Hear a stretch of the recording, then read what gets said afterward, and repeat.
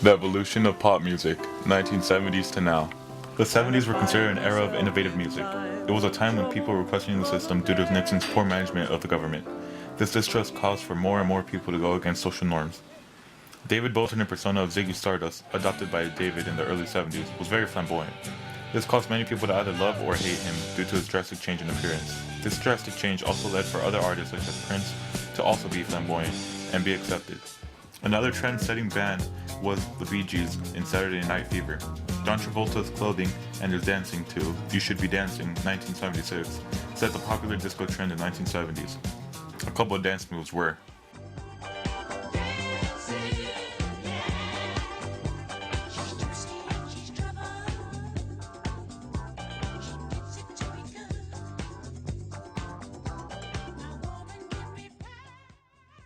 The 1980s was an era when subgenres barely started emerging.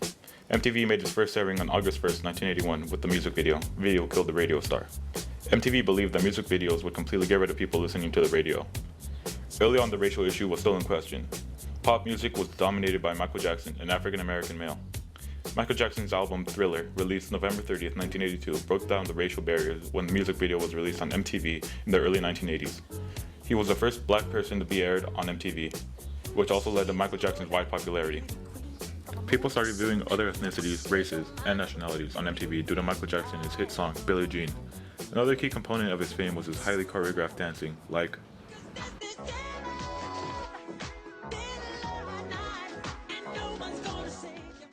The 1990s was an era in which subgenres became popular through MTV and other means of music expansion.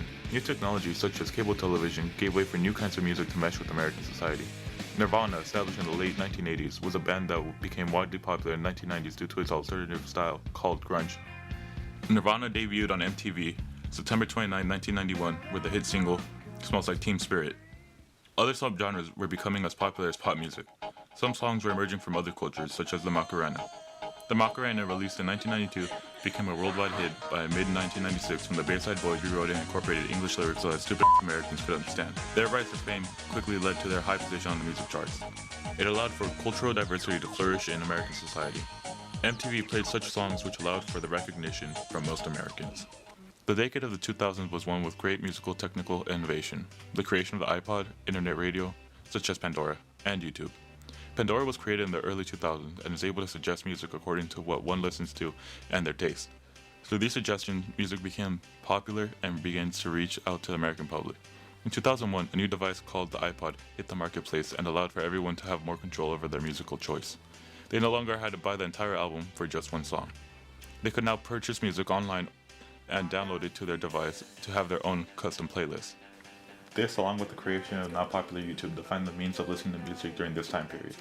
This was a time of more customized music taste, with each individual being able to enjoy their kind of music instead of what was trending on the radio. Popular music at the time consisted of Black Eyed Peas' lively and energetic music, Justin Timberlake's sentimental or romantic style. However, means of listening to this music was now confined solely to radio. It shifted from radio to online. YouTube allowed for quick and easy search for nearly any music video. Such access with ease caused YouTube to become a vastly popular site in a matter of years.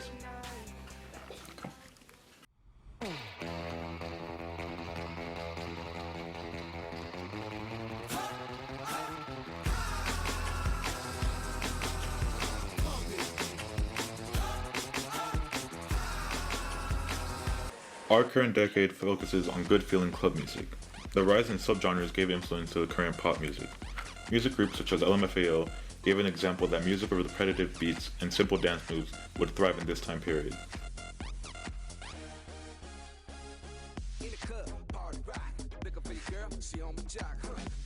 Artists such as Katy Perry have resorted to electro dance music in such songs as Dark Horse.